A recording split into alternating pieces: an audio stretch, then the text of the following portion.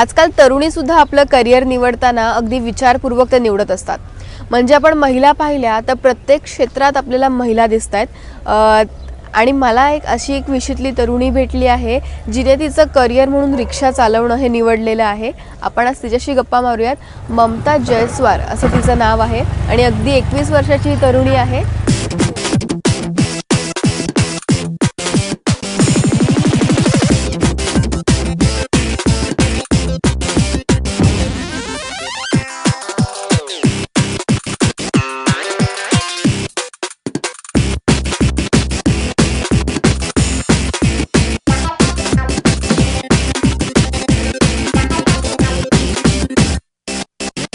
ही रिक्षा चालवण्याची सुरुवात तू कुठपासून केलीस? म्हणजे नक्की तुझ्या मनात विचार कुठून आला? म्हणजे आपण दुसरीकडे पण जॉब तेच करतो तर स्वतःची पण कमाई चांगली आहे आणि दर ते पेमेंट पण महिन्यातून भेटतं. हे आपली रोजची कमाई आहे. आपण जेव्हा मन केलं जाऊ शकतो गाडीवर, केव्हा पण पैसे आणू शकतो.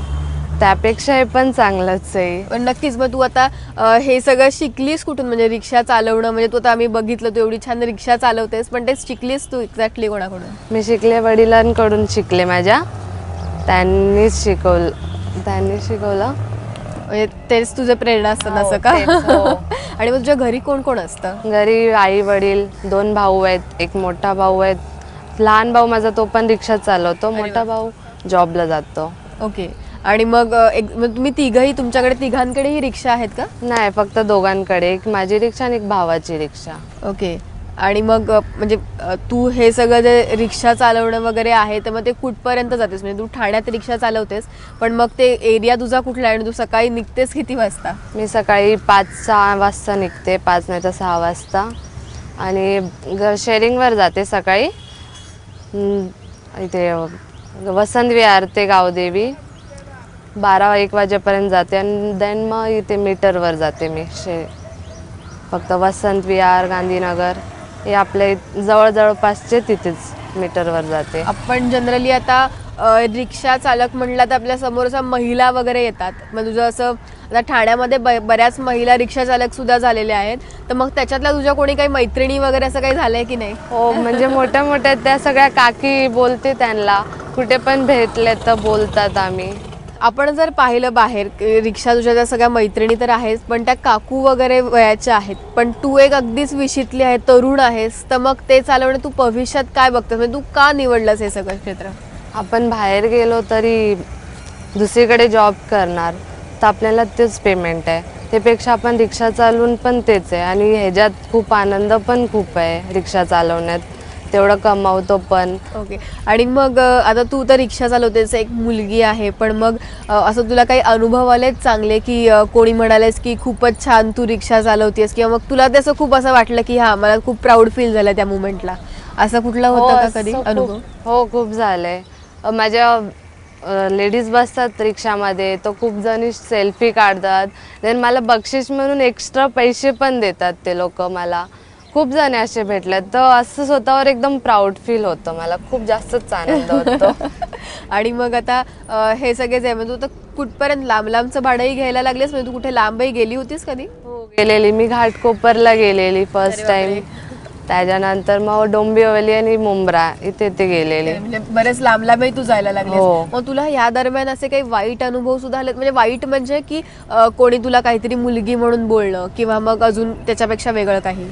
नाही, असं तर कोण बोलला ना. फक्त एकदा एका रिक्षावाल्याला मी ठोकली होती, तो बोलला होता फक्त असं की काय केले पता नाही, लेडीज वगैरे लोक चलाने दे रे. तेव्हा राग आला होता? हो, तेव्हा राग आलेला. तर मग काय केलं? मी तेव्हा त्याच्यावरच वरडली. मी क्यू चला नाही सकती क्या लेडीज लोग, अशी बोलली. मग तो जास्त काय बोलला नाही, मग तो निघून गेला.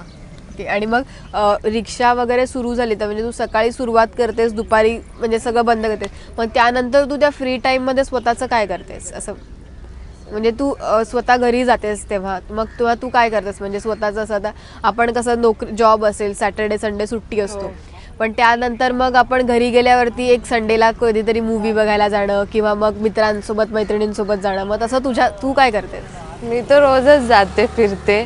म्हणजे गाडी पण चालवते, दुपारी दुपारी फ्री असली की फ्रेंड्स सोबत इथे तिथे फिरत असते मी.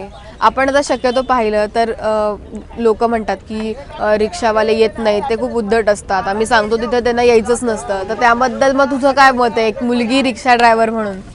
नाही, असं काही नसतं. रिक्षावाले उद्धट नसतात. त्याला पण कमवायचीच इच्छा असते, पण जिथे जाऊ नाही शकत ते लोक नाही येत तिथे. आणि कसं कुठला एरिया कसं आहे कुठला आपल्याला तर काय माहीत नसतं. त्याच्यामुळे आपण आपल्या पण मनावर आहे. असं जरुरी नाही की फक्त पॅसेंजर बोलतील तिथेच जायचं. आणि मग तुला असा कधी अनुभव आला की नाही, म्हणजे तू कोणाला तरी नाही म्हणाली आहेस आणि मग त्याच्यावर तुझे थोडेसे वाद झालेले आहेत, असं काही झालंय कधी? मी एक दोनदा बाई बोललेली मला इथे येते, मी नाही बोलली तर ती बोलायला लागली, हां बाई असून बाईला नेत नाही. मी निघून आली, मी काहीच बोलली नाही तिला. तुझा पर्टिक्युलर सिलेक्टेड एरिया आहे म्हणून असं तू करतेस का? ओके. हो. आणि मग इन केस असं मी कधी तुला फोन केला की अगं मी आता इथे इथे आहे, तर तू मला घ्यायला येऊ शकशील का कधी? हो, येऊ शकते. असे माझ्याकडे ज्यांनी नंबर दिलेत मला, खूप जणांनी फोन नंबर दिलेत, मला फोन करून बोलवतात तर मी तिकडे जाते लगेच. ओके. म्हणजे तू कुठेही सर्व्हिस देते इन केस ठाण्यामध्ये जर असेल तर? हो. म्हणजे नक्कीच बेनिफिशियल आहे ते माझ्यासाठीच. हो, लगेच मी जाते. पुढचं एज्युकेशन म्हणजे पुढचं शिक्षण न घेता तू रिक्षा चालवण्याचा जो निर्णय घेतलाय तो तुझा स्वतःचा होता की म्हणजे घरच्यांनी काही अपोज वगैरे केलं का तुला? हो, माझ्या पप्पाच बोलले मला. फर्स्ट ते बोलले की आता परमिट लागलाय, सो परमिट तुझ्या नावाचा मी काढतो. देन माझा लायसन्स वगैरे काढला. मला माहिती नव्हतं की मलाच रिक्षा चालवायला देणार आहे. नंतरला मला बोलले तू शिक रिक्षा, पण माझी तेवढी इच्छा नव्हती रिक्षा शिकायची. तशी मला ड्रायव्हिंग आवडते, खूपच आवडते मला ड्रायव्हिंग. मग बोलले शिक, पण ते रोज मला कंटाळायचं शिकायला जायला.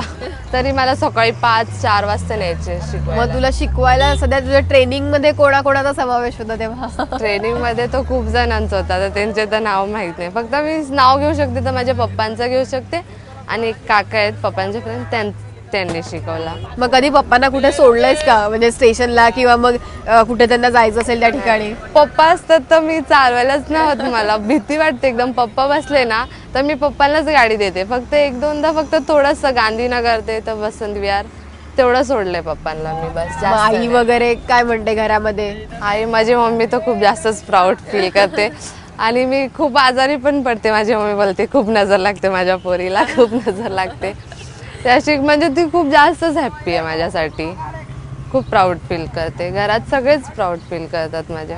एखाद्या महिलेने काहीतरी परिस्थिती उद्भवली आहे म्हणून रिक्षा चालवण्याचा निर्णय घेतला हे आपण सहजासहजी ऐकतो, पण करिअर म्हणून ह्या रिक्षाकडे पाहणं हे ममताचा जो निर्णय आहे तो खरंच खूप कौतुकास्पद आहे.